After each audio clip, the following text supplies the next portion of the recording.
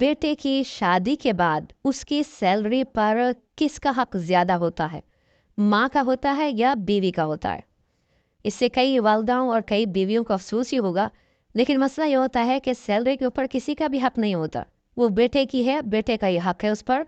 अब ये देखा जाता है चूँकि ज़ौजा है और ज़ौजा का नान नफ़का शौहर पर वाजिब है, तो सैलरी में से नान नफ़का वो उसको देगा। नान नफ़के का इतलाक़ 3 चीज़ों पर होता है, एक रहाइश, दूसरा खाना पीना और तीसरा लिबास। तो अगर वो उसने रहाइश प्रोवाइड की हुई है, खाना पीना जैसे घर में वो शौहर लाकर देता ही है, राशन वो दे रहा है और लिबास बनाकर दे देता है, तो बस इससे ज़्यादा औरत का सैलरी के ऊपर कोई भी हक नहीं होता। अब माँ की तरफ आ जाइए, ये भी गलत ख्याल है कि जी बेटा अगर कमा रहा है तो एक हिस्सा माँ को देना ज़रूरी होता है।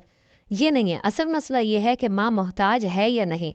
अगर माँ के पास खर्चे के पैसे नहीं हैं, वही नान नफ़का, रहाइश है, खाना पीना, लिबास वो नहीं अफोर्ड कर सकती, तो बेटे को चाहिए कि अपनी सैलरी में से इतना उसको दे कि रहाइश का मसला हल हो, खाने पीने का, इसी तरह लिबास का मसला हल हो जाए। लेकिन बाज़ औक़ात माँ बहुत मालदार होती है, माँ के पास बहुत पैसा होता है, शौहर की जिसे वरासत मिली है और वो लखपति औरत है, तो फिर बेटे के सैलरी पे एक पैसे का भी हक नहीं है उसका। यानी अगर बेटा नहीं देगा तो गुनहगार नहीं होगा। हाँ, वैसे वो खिदमत करने के लिए और अच्छे क़स्द इरादे के साथ जितने मर्ज़ी पैसा दे, वो ठीक है, उसकी सवाबदीद पर है और उसको सवाब भी मिलेगा उसकी नीयत का, अमल का। लेकिन हक का मतलब क्या होता है कि अगर उसमें कोताही की तो इंसान गुनहगार होगा।